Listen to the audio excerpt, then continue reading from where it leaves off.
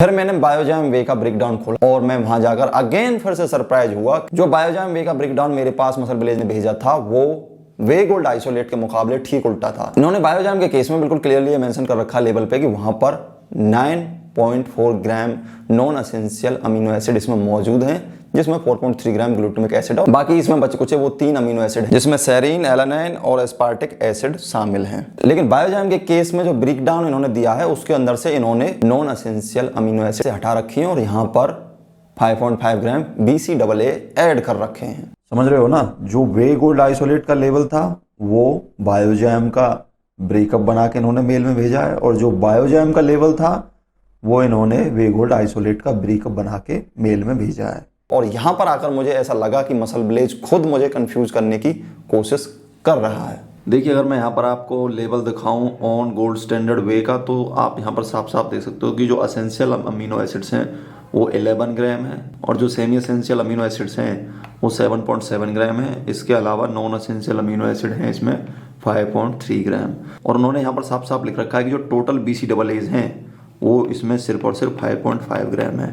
यानी कि आपके जो ज़्यादातर डाउट्स हैं वो लेवल पर ही क्लियर हो जाते हैं। यहाँ पर उन्होंने मसल विलेज का जैसा काम नहीं कर रखा है। उन्होंने सिंपली जो असेंशियल, सेमी असेंशियल और नॉन असेंशियल है उनके नीचे ये भी साफ साफ लिख रखा है कि इसमें सिर्फ 5.5 ग्राम BCAAs हैं। कंपनी ने मेल पर जो ब्रेकअप मुझे भेजा था अमीनो एसिड प्रोफाइल का, उसके हिसाब से तो मुझे और ज़्यादा ऐसे चांसेस लगने लगे कि ये सप्लीमेंट जो हैं उनके अंदर 15.5 ग्राम ही प्रोटीन है, बाकी 5.5 ग्राम BCAA और 4.3 gram glutamic acid are free form amino acid. क्योंकि अगर 4.3 ग्राम ग्लूटामिक एसिड एक नॉन एसेंशियल अमीनो एसिड है तो उसको बार बार लेवल पर मेंशन करने की क्या जरूरत है। और इसके अलावा आप ब्रेकडाउन जो भेज रहे हो मुझे मेल के अंदर, उसके अंदर भी 4.3 ग्राम जो ग्लूटामिक एसिड है उसको बोटैनिक लेटर्स में हाईलाइट करके लिखा हुआ है।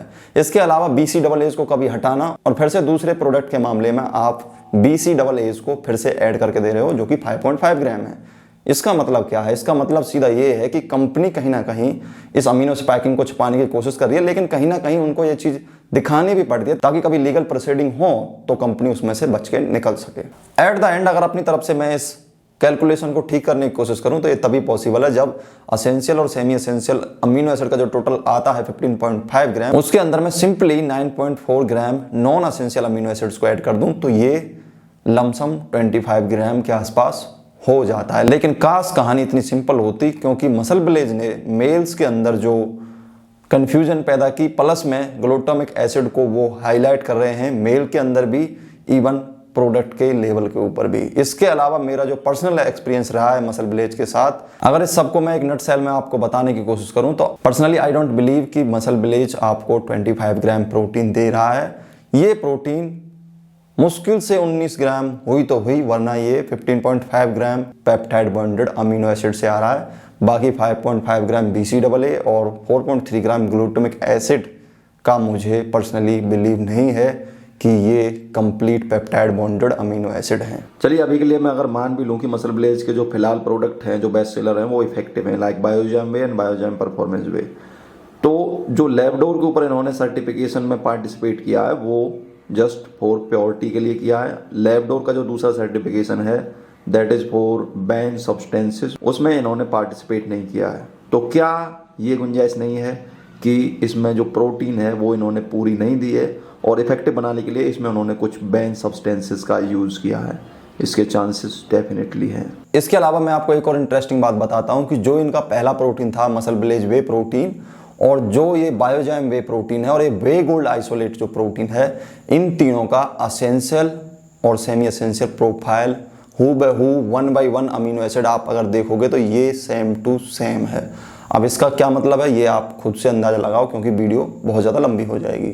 अब आप कह सकते हैं कि यार ये जो प्रोडक्ट हैं ये लैबडोर सर्टिफाइड हैं, तो तुम इन पर क्वेश्चन कैसे उठा सकते हो? लैबडोर की अगर मैं बात करूं तो एक वक्त था 2016 to 18 जब इनके पास दुनिया के बड़े बड़े ब्रांड्स के सर्टिफिकेशन में पार्टिसिपेट किया करते थे। और कमाल की बात यह है कि जो दुनिया का सबसे ज़्यादा बिकने वाला और वेल रेप्यूटेड प्रोटीन पाउडर है which is on gold standard way protein, 2018 में लैबडोर ने उसको जो रैंकिंग दी थी विच वाज 21।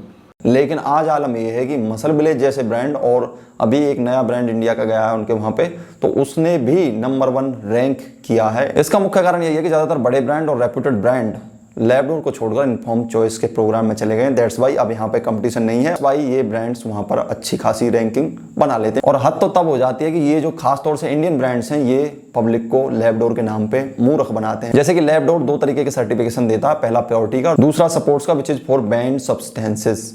तो अगर मैं उदाहरण दूं आपको एज इट इज का, तो उन्होंने प्योरिटी के लिए वहां पे कोई टेस्ट पास नहीं किया, बल्कि उन्होंने जो स्पोर्ट्स के लिए जो टेस्ट था वो पास किया।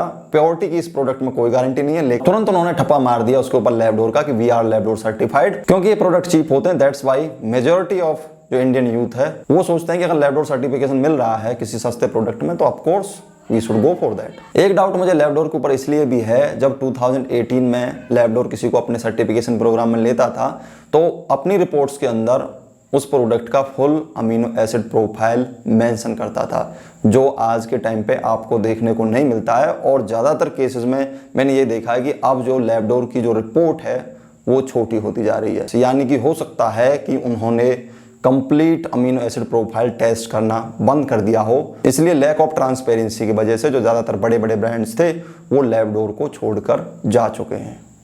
ये मेरा पर्सनल ओपिनियन है, हो सकता है कुछ चीज़ें इससे अपोजिट हों या अलग हों।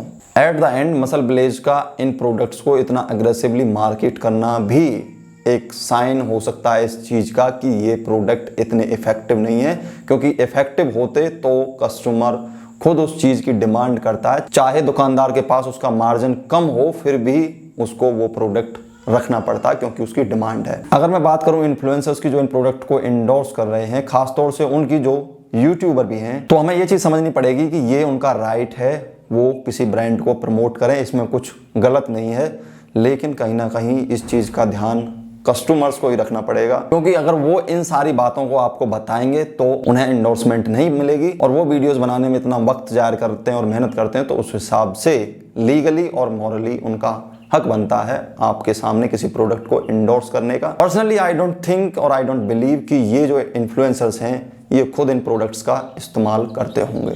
देखिए, अगर अंत में मैं बात करूँ इनके एडवांस एब्जॉर्प्शन फार्मूला की, तो उसकी कोई ज़रूरत नहीं है। आपकी बॉडी काफ़ी अच्छे से कैपेबल है इन चीज़ों को डाइजेस्ट करने के लिए, और ज़्यादातर जो मैन्युफैक्चरर हैं वो रिक्वायर्ड एंजाइम्स को अपने प्रोटीन पाउडर्स में डाल के देते हैं।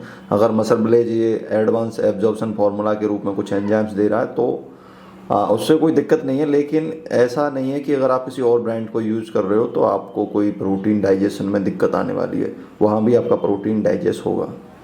और जाते जाते इतने क्रिटिसिज्म के बाद मैं मसल ब्लेज की तारीफ में एक बात कहना चाहूँगा। इससे पहले वो एक आर्टिफिशियल स्वीटनर का इस्तेमाल कर रहे थे जो था एस्पार्टम, जो कि भयानक रूप से कैंसर कारक के रूप में भी जाना जाता है। कंपनियां इसका इस्तेमाल इसलिए करती हैं ताकि वो कॉस्ट कटिंग कर सकें, यानी कि ये चीप होता है।